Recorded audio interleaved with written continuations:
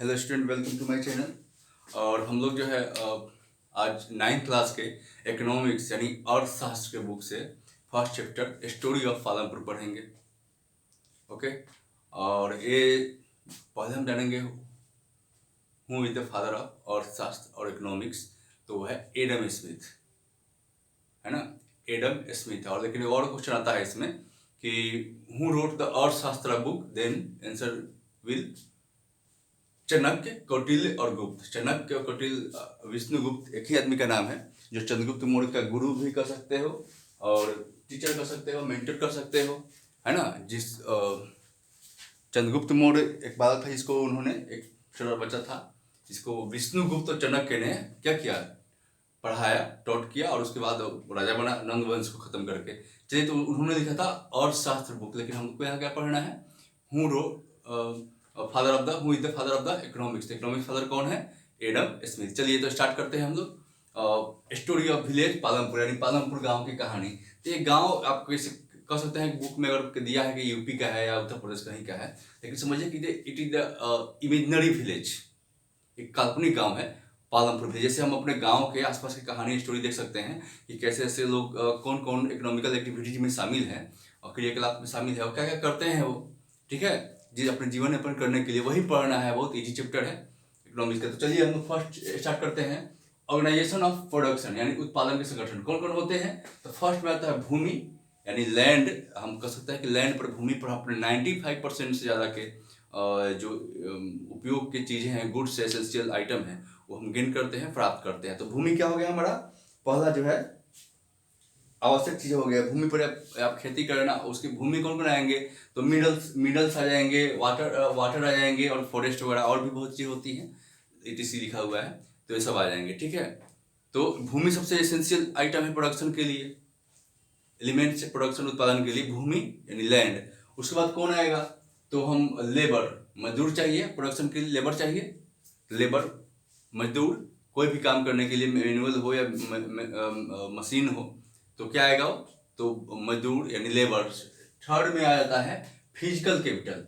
Physical तो क्या होता है, बनावट होता है ना, कि क्या क्या उसमें शामिल है नहीं है। तो देखिए इसमें पहला है फिक्स कैपिटल। और फिक्स कैपिटल मतलब वैसा जो एक बार हम इन्वेस्ट कर रहे तो कम बेस नहीं कर सकते हैं, बहुत दिन तक ड्यूरेबल हो, बहुत दिन तक चलने वाला हो। इसमें क्या क्या, building machine, tools, generator, turbine और कंप्यूटर इलेक्ट्रिसिटी। जाते ही कंप्यूटर तो आज हर सेक्टर में यूटिलाइजेशन हो रहा है, उपयोग हो रहा है। कोई भी एजुकेशन हो, हेल्थ फैसिलिटी हो, एग्रीकल्चर हो, रेलवे हो, हर सेक्टर में हो रहा है। ये सब किस में एक बार खरीदा गया है, ऐसे मान लो तो एक कभी तो कम, जैसे मशीन हो गया, टूल्स हो गया, जनरेटर हो गया, ये सब खरीद लेंगे जब, तो उसमें तो पूंजी आप घटा बढ़ा नहीं सकते हो, उसमें जो कम बेस्ट पार्ट नहीं कर सकते ना उसका, जनरेटर का नहीं चलेगा। तो बुझिएगा, ऐसे समझिए कि वैसा फिक्स जो एक बार खरीद लिए और बहुत दिन तक चलने वाला हो, तो क्या हो गया, फिक्स कैपिटल हो गया। ओके। अब दूसरा आता है वर्किंग कैपिटल, यानी वर्क कर रहा है, डेली बाई डेली रनिंग में है, उसमें हम कम बेस भी कर सकते हैं कि मशीन, रॉ मटेरियल है, तो रॉ मटेरियल ज़्यादा प्रोडक्शन हो रहा है, तो हम ज़्यादा मतलब रॉ मटेरियल इन्वेस्ट लगाएंगे उस प्रोडक्शन के उत्पादन के लिए। नहीं चल रहा है तो उसमें कम कर देंगे, कम प्रोडक्शन होगा, है ना। तो ये वर्किंग कैपिटल में है। और उसके बाद मनी यानी पैसा, तो उसको भी हम कम बेस कर सकते हैं, है ना। जैसे जैसे सूत काटने वाले जो होते हैं, यानी वीवर, बुनकर, वो भी कम ज़्यादा कर सकते हैं इसमें। या फिर किसान का हल से लेकर जितने भी मशीन वगैरह है, जनरेटर वगैरह, टरबाइन, कंप्यूटर मशीन, सब किस में आएंगे, ये सब आ जाएंगे आपको working capital, sorry fix capital में आ जाएंगे, क्योंकि एक बार ले ली तो फिक्स हो गया है। ओके, ये हो गया आपको। अब आप देखेंगे इसमें ही हम थोड़ा सा आगे बढ़ेंगे तो कि यानी भौतिक पूंजी होता है। फिजिकल कैपिटल बात की, जब भौतिक पूंजी और फिजिक्स जैसे पढ़ते हैं आप, तो उसकी हिंदी क्या होता है, तो भौतिक शास्त्र। तो अब कार्यशैली यानी कच्चा माल भी आ जाएगा उसमें, नकद आ जाएगा यानी कैश, ठीक है। अब इसमें देखिए, अब एक आपको देखिए बुक में तो फिगर दिया हुआ है 1.2 में, कारखाने में जो लोग काम कर रहे हैं, क्या है, वर्किंग कैपिटल है, क्योंकि लेबर है, मजदूर है। और जो है फोर्स, जो आप कह सकते हैं फॉर रिक्वायरमेंट, क्या होता है, फॉर रिक्वायरमेंट ह्यूमन कैपिटल, यानी मजदूर जो काम कर रहे हैं, ठीक है ना। मानव पूंजी जिसपे अधिक हम मतलब ज़्यादा कहा कि इस चैप्टर में ह्यूमन कैपिटल में सबसे ज़्यादा हम जो है अपना अटेंशन देंगे, ध्यान देंगे, उसको समझने की कोशिश करेंगे। जैसे जिन उत्पादन के मतलब प्रोडक्शन के कौन कौन फैक्टर हो सकते हैं? तो पहले लेबर आ जाएगा, कैपिटल आ जाएगा, ओके। सबसे पहले ये संगठित किया, उसके बाद जिन्हें हम कहते हैं कि प्रोडक्शन फैक्टर है, फैक्टर ऑफ प्रोडक्शन, ठीक है ना। और पालमपुर की कहानी हम 3 कारक पर जो है और हम ध्यान देंगे, जिन्हें हम कहते हैं फिजिकल कैपिटल, सबसे ज़्यादा वो उसको समझने की जरूरत है। अब इसमें पालमपुर में लैंड, यानी लैंड कितना है, यानी लैंड यानी भूमि हमने दिया, भूमि लैंड मतलब कितना है पालमपुर, कोई गांव में, कोई आपके गांव में हो तो आप अगर देखोगे तो कितनी भूमि होते टोटल गांव में, तो वही कह रहा है कि कितने हैं, और खेती करने की प्रक्रिया करने में कितने परसेंट लोग शामिल, तो लगभग आपको अभी जो है 50% के ऊपर लोग भारत में शामिल है, लेकिन आप देखोगे 75%, कितना परसेंट, तो 75% लोग क्या है, तो एग्रीकल्चर पर डिपेंड है। किस पर? एग्रीकल्चर पर, एग्रीकल्चर, ठीक है ना। 75% लोग पालमपुर के लोग, जैसे हर गांव में अपने आप गांव से भी कंपेरिजन कर सकते हो, तो पालमपुर में 75% लोग कृषि पर, एग्रीकल्चर पर डिपेंड है, हर गांव में होता है। और जिसमें और जिनके पास पूंजी नहीं, जिनके पास लैंड नहीं, वो क्या होता है, एग्रीकल्चर लेबर हो जाते हैं, यानी कि वो दूसरे खेती पर काम करते हैं जीवन यापन के लिए, लाइफ सर्वाइवल के लिए, ओके। कहा है कि यहाँ पर मतलब पालमपुर जो है कहा एक डेवलप गांव है, विकसित गांव है, क्योंकि आज़ादी के तुरंत बाद ही सारा फैसिलिटी यहाँ पर आ गया था, बिजली हो, पानी हो। और कहा पालमपुर विलेज में जो है स्कूल है, हेल्थ फैसिलिटी है, रोड है, और एक रायगंज जो है मतलब वो नियर टाउन है, वहाँ पर से भी जुड़े हुए, रानीगंज या रायगंज जो भी है वहाँ से जुड़े हुए हैं लोग, बाजार है, मार्केट है वो। और कहा कि शिक्षित के रिसेंट में, यानी 1960 के दशक में वहाँ पर जो है बहुत सारे बंजर भूमि को जो है मतलब एग्रीकल्चर भूमि में कन्वर्ट कर दिया गया, ठीक है। आप जानते हैं जैसे जनसंख्या बढ़ती है तो हमारी नीड भी बढ़ेगी, ओके। तो ये तो वैसे भूमि को लोग बहुत मेथड, मॉडर्न फार्मिंग मेथड अपना कर जो है वो चाहते हैं कि भाई हमें उसको एग्रीकल्चर में कन्वर्ट कर दिया जाए। अब जानते हैं कि एक आपके बुक में दिया हुआ है कि भूमि पर, यानी लैंड पर मतलब मापने के लिए लैंड को, भूमि को कौन कौन यूनिट होता है? कट्ठा सुनते होंगे, बीघा सुनते होंगे, हेक्टेयर है ना, धूर भी बोलते हैं गांव समाज में, धूर, कट्ठा, हेक्टेयर, है ना, बीघा। तो 1 हेक्टेयर जो है लगभग 100 मीटर जो है कह सकते हैं कि आर्म वाले स्क्वायर किलोमीटर कह सकते हैं उसको, क्षेत्रफल बराबर होता है ना 1 हेक्टेयर। कहा कि इसको ये सब क्या है, मेजरमेंट पूछिए कैपिटल में, परीक्षा में, एग्जाम में, कि क्या है, what do you mean by the hectare, hectare का बीघा क्या है, तो ये सब मेजरमेंट यूनिट है, लैंड यानी भूमि के माप की इकाई है। अब कह रहा है कि बुक हम देखेंगे, और इसमें तो इसमें हम पढ़ेंगे नेक्स्ट में चैप्टर में है, कह रहा है way to grow more same land, मतलब एक ही लैंड पर, भूमि पर हम कौन कौन तरीके से और प्रोडक्शन बढ़ा सकते हैं। तो आप जानते हैं प्रोडक्शन में पहले तो हम जानेंगे कौन कौन सीजन और कौन कौन जो है हम ग्रेन या फिर फ्रूट्स या वेजिटेबल कौन कौन आइटम उगाते हैं, उसको क्या बोलते हैं। तो पहले हम बात करेंगे मॉडर्न फार्मिंग में मल्टीपल क्रॉपिंग हम कर सकते हैं, है ना, मल्टीपल क्रॉपिंग बहुत सारे फसल उगा सकते हैं। तो पहला जो है हम पढ़ेंगे इसमें, तब क्या होता है देखते हैं गांव में, मतलब कोई भी मतलब ऐसे पंजाब ऐसा स्टेट है हमारा कि सबसे ज़्यादा अपने लैंड पर, भूमि पर, पंजाब मतलब 80% से ऊपर जो है वो अपने कृषि का, एग्रीकल्चर में लगाया हुआ, इन्वॉल्व है उसकी भूमि, यानी कोई भी ज़्यादा नहीं छोड़ा हुआ है अपना कैपिटल पूंजी जो है किसके लिए, तो बंजर भूमि या खाली नहीं छोड़ा हुआ, यानी सब पर वो खेती करता है। कौन? तो पंजाब। तो Punjab is a such A state of India who use maximum percentage of their lands, okay, सब पर वो खेती करता है। तो अब नेक्स्ट में क्या आ जाएंगे, तो कितने तरह के होता है, 3, एक तो हम रबी, खरीफ और जायद, 3 तरह के क्रॉपिंग हम मतलब उगाते हैं फसल। तो आप जानते हैं कि जो एक खरीफ होता है ये क्या होता है, ये हम कह सकते हैं कि ये रेनी सीजन में, बारिश के सीजन में हम उगाते हैं खरीफ फसल, ठीक है। तो खरीफ फसल जो है हम रेनी सीजन में यानी बारिश के मौसम में उगाते हैं। अब खरीफ में अब जानते हैं क्या क्या आ जाएगा, बाजरा, ज्वार, धान, ये सब आ जाएगा, समझ रहे हैं ना, बाजरा, ज्वार, धान, ये सब क्या आ जाएगा, ये खरीफ फसल में आ जाएगा, जो बारिश में जो भी फसल हो खरीफ में आ जाएंगे। और रबी खरीफ में कौन आएगा, रबी क्रॉप में रबी का तो ये जो है खरीफ रबी क्रॉप कौन कराएगा? अक्टूबर दिसंबर में इसको हम बोते हैं। अक्टूबर अक्टूबर दिसंबर में ठंडा मौसम होता है ना, तो ठंडा में जितना हो वो रबी में आ जाता है। गेहूँ भी आ जाएगा। तो अब और भी देशों से बहुत सारी सब्जी आ जाएगा, सर्दी मौसम में आता है। पालमपुर में जो है ये सब उगाए जाते हैं। रबी क्रॉप आप देखेंगे इसमें। और हम बताएं कौन मार्केट है? रायगंज है। अब अच्छा, तीन तरह के क्रॉप, रबी, खरीफ और जायद। जायद जो होते हैं, जायद फसल, ये एक मतलब ये दोनों के बीच की जो टाइम होता है उसमें जो हम उगाते हैं उसको बोलते हैं जायद। ठीक है। तो हम समझ गए, रबी, खरीफ और जायद तीन तरह की फसल को कल्टीवेट करने के लिए। रबी कब? तो ठंडा में, विंटर में अक्टूबर दिसंबर में हम बुआई करते हैं इसका। और खरीफ को हो गया तो वही जून से शुरू कर लीजिए, मान लीजिए जो भी रेनी सीजन में हो।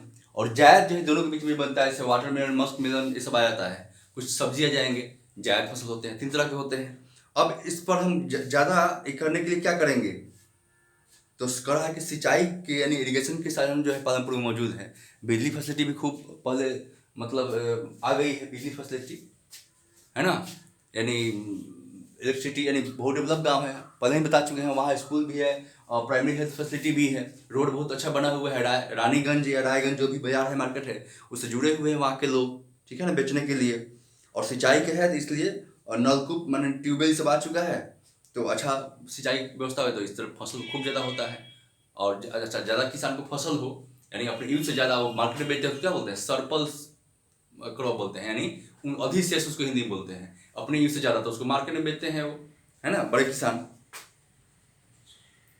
और एक वर्ष में एक ही भूमि पर ज़्यादा जो हम फसल उगाते हैं, मल्टीपल क्रॉपिंग या उसको हिंदी में बोलते हैं बहुविध फसल प्रणाली बोलते हैं। एक वर्ष में एक ही भूमि पर, है ना, एक से ज़्यादा फसल पैदा करते मल्टीपल क्रॉपिंग बोल सकते हैं।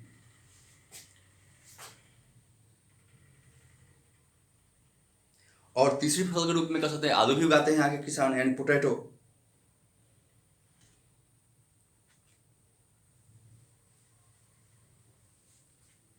अब जो अच्छा मैक्सिमम किसान क्या है, अभी भारत की बात करें तो मैक्सिमम जो है वो रेन पर ही डिपेंड है। यानी बारिश हो तो इरिगेशन की सिंचाई हुई खेती में तो नहीं होगी।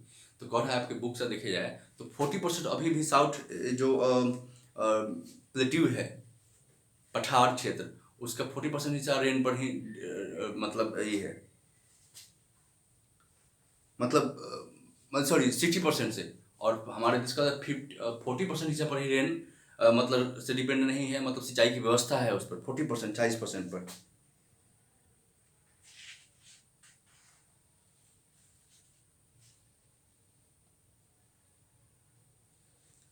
अच्छा, एक ग्रीन रेवोल्यूशन पढ़ेंगे हम। ग्रीन रेवोल्यूशन यानी हरित क्रांति, तो ये 1960 के दशक में 1960 में शुरू हुआ था, बिगिनिंग हुआ था। और जिसमें हम देखेंगे क्या, तो किसान जो है मॉडर्न फार्मिंग का यूज, मॉडर्न फार्मिंग मेथड क्या होता है? HYB सीड्स, ठीक है, HYB सीड्स। मॉडर्न फार्मिंग में HYB सीड क्या होता है? हाई यील्डिंग वैरायटी, है ना, संकर नस्ल के भी बोलते हैं उसको, संकर नस्ल के बीज भी बोलते हैं हिंदी में। और HYB सीड मॉडर्न फार्मिंग मैंने यहाँ दिखाया है, मॉडर्न फार्मिंग, ठीक है ना। तो मॉडर्न फार्मिंग मेथड में क्या है? HYB सीड फर्टिलाइजर यूज करेंगे। फर्टिलाइजर मतलब रासायनिक खाद, जिसमें की वजह से हम विदेशों से फिलीपींस वगैरह और भी देशों से हमने सीड्स मंगाए, हाइब्रिड सीड्स, HYB सीड्स, है ना, जिससे हाई यील्डिंग वैरायटी भी कहते हैं, ज़्यादा उपज देने वाली होती है। पारंपरिक ट्रेडिशनल जो बीज होते थे उनसे कहीं भी ये ज़्यादा दुगुना तिगुना जो है उपज देते हैं। ओके, तो ये जो है आपको HYB सीड मॉडर्न फार्मिंग में आ गया, जिसमें इरीगेशन की ज़्यादा जरूरत पड़ेगी। इरीगेशन मतलब सिंचाई, पानी की जरूरत ज़्यादा पड़ती है इसमें। और फर्टिलाइजर, केमिकल फर्टिलाइजर चाहिए, रासायनिक खाद चाहिए, पारंपरिक नहीं चाहिए। पारंपरिक बीज जो है ट्रेडिशनल सीड्स, अब उसका जरूरत नहीं रह गया। हम हर बार खरीदने के लिए क्या चाहिए? तो नया बीज चाहिए, HYB सीड्स, है ना। तो इसमें ज़्यादा ट्रेडिशनल फार्मिंग में कम खर्चे होते थे, इसमें क्या है मॉडर्न में ज़्यादा खर्चे होते, एक्सपेंसेस लगेंगे, स्पेंड करना पड़ेगा किसान को। तो ये तो हो गया। अब लैंड डिस्ट्रीब्यूशन की पालनपुर, लैंड डिस्ट्रीब्यूशन कितना है? तो टोटल करा है कि 450 फैमिली जाते हैं पालनपुर में, पालनपुर गांव में। और इसमें दलित फैमिली है 150, कितना दलित फैमिली 150 जो लैंडलेस है, यानी उनके पास अपनी भूमि नहीं है ना, या अपनी जमीन नहीं है। और टोटल फैमिली का रहा कि 250 है द ऑन लैंड, जिसके पास, जिनके अपने पास उनकी भूमि है, कितने 250 के पास। लेकिन उनमें से 60 फैमिली नहीं है जो मीडियम है और लार्ज किसान है, यानी 60 फैमिली ऐसे है 60 जिसके पास बहुत ज़्यादा जमीन है या मध्यम मध्यम जमीन है ना, उसे 60 ही है। और काम चलने लायक जैसे मतलब 250 के पास ही अपना लैंड है। और देखा जाए भारत में लैंड का डिस्ट्रीब्यूशन तो 2 हेक्टेयर से भी कम है, एक है ना, यानी ज़्यादा जोत की जो इकाई है खेतों की वो ज़्यादा नहीं है।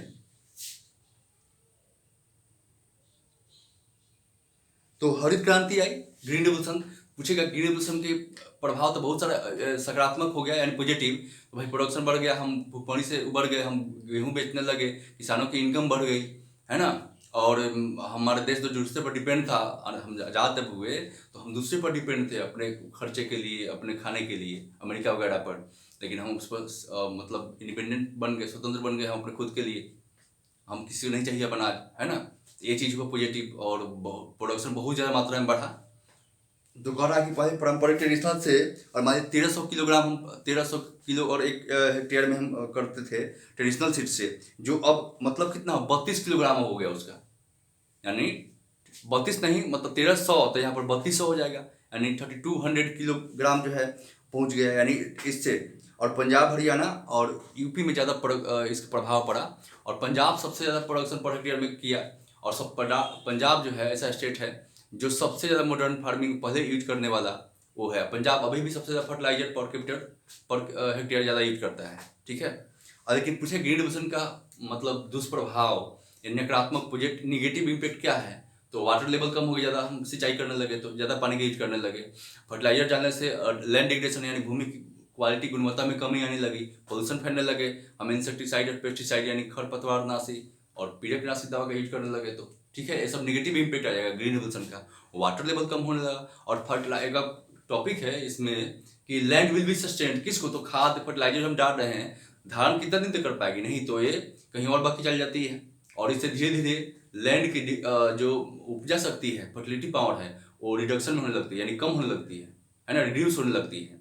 ये सब ग्रीन रेवोल्यूशन के नेगेटिव इम्पैक्ट हुए प्रभाव। ओके,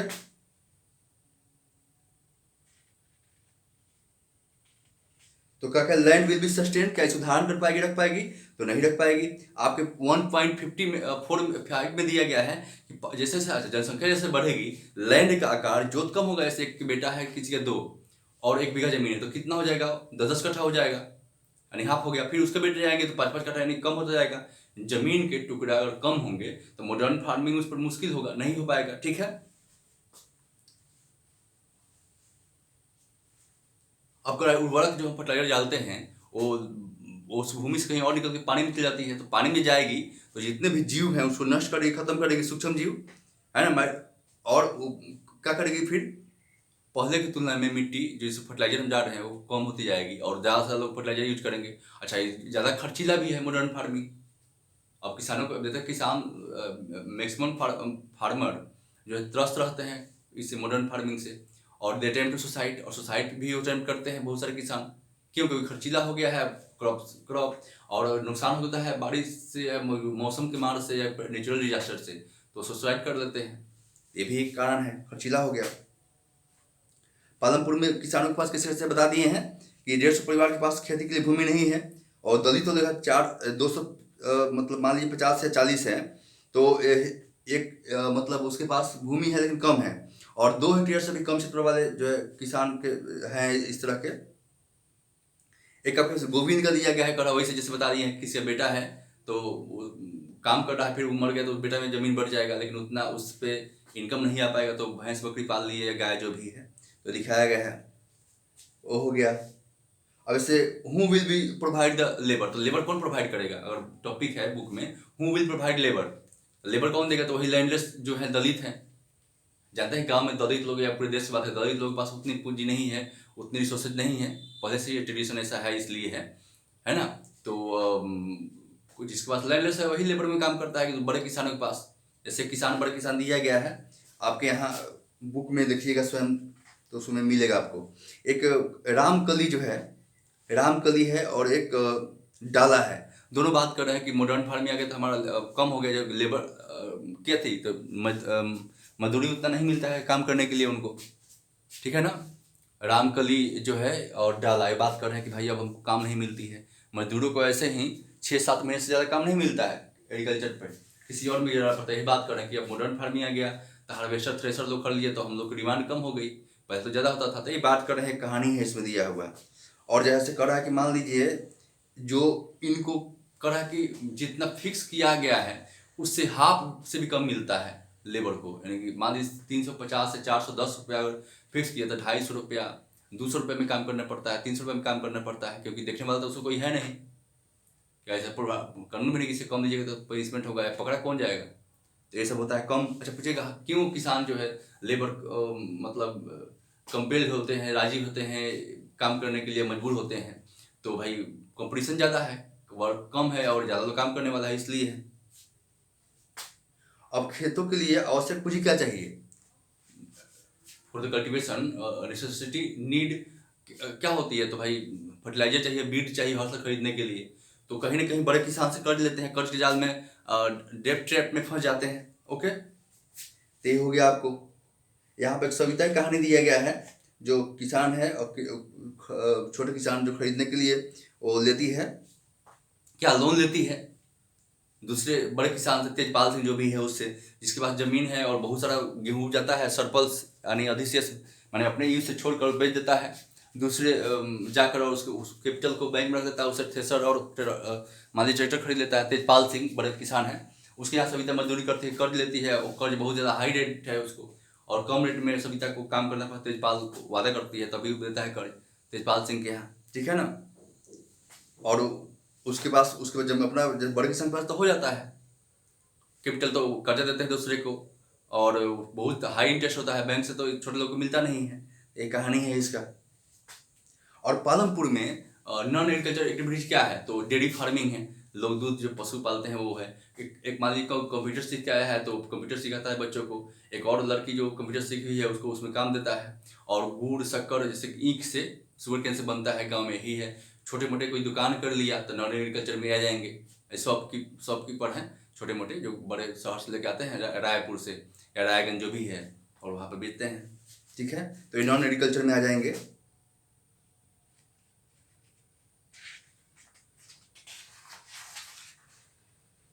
मिस्त्री लाल की कहानी है करीम की। करीम जो है कंप्यूटर वही सीख के आता है और विद्यार्थी को पढ़ाता है शाहपुर शहर से। कॉलेज जाने के लिए नहीं देता करीम, अब यही गाँव में ही मतलब पढ़ाने लगता है करीम। और किशोर की कहानी क्या है, तो खेतिहर मजदूर है वो, किशोर की इसमें देखा हुआ है आप में। और दुकानदार बता दिए, वही छोटे मोटे शॉपकीपर जनरल स्टोर की दुकान होता है, टूथपेस्ट चॉकलेट टॉफ़ी और बीड़ी सिगरेट जो भी वो बेचते हैं, है ना, चीनी चाय बिस्कुट वगैरह जो भी है। मिस्त्री लाल कौन है, तो मिस्त्री लाल वही गन्ना पेरने वाला मशीन खरीद लिया है, जो कि अब ट्रेडिशनल नहीं है, इलेक्ट्रिसिटी से चलती है, इलेक्ट्रिसिटी यानी बिजली से चलने वाली, और वो मीठा उठा बेचता है अपना। और कोई बैलगाड़ी पर दिया हुआ आपकी बुक में ब्लॉक का डोसे तो है नहीं, अब 407 होता है, और सवारी गाड़ी होती है, 3 पहिए गाड़ी आ गया है उसके बदले, तो वो सब चलाते हैं। इस तरह से पालमपुर की जो भी है खत्म हो गया। एक गांव के यानी विलेज की कहानी है इसमें। पालमपुर में क्या करते हैं, दूध बेचने का काम करते हैं, है ना, दूध। और अब जानते हैं कि हर जगह डेयरी फार्मिंग खुल गया है, एक जगह कलेक्टर को बेच देते हैं। रायपुर जो है शहर है, सिटी है, रायगंज कर सकते हैं पालमपुर के, जहाँ पर किसान अपना अधिशेष प्रोडक्शन बेचते हैं, ठीक है। थोड़ा मैं तेजी बोल दिया हूँ तो थोड़ा आप रिपीट करके या फिर पॉज करके वीडियो को देख सकते सुन सकते हैं। अच्छा लगे, 9th क्लास के इकोनॉमिक्स का है वीडियो, और शास्त्र का अच्छा लगे तो लाइक शेयर कीजिए, कमेंट कीजिए, कोई दिक्कत हो तो पूछिए हमसे। ऐसे भी समर वेकेशन होने वाले आज से स्कूलों में, उसके बाद हमको आप पूछ सकते हैं जहाँ प्रॉब्लम हो, या वीडियो पे जाकर कमेंट कर सकते हैं, हम आपको सॉल्व करने की कोशिश करेंगे। ओके, तो मिलते हैं नेक्स्ट वीडियो में। एक इकोनॉमिक्स का फर्स्ट चैप्टर खत्म हो गया है, मैंने समरी और डिटेल दोनों कोशिश किया बताने का। बाय ऑल ऑफ यू, मिलते हैं नेक्स्ट वीडियो में, थैंक यू।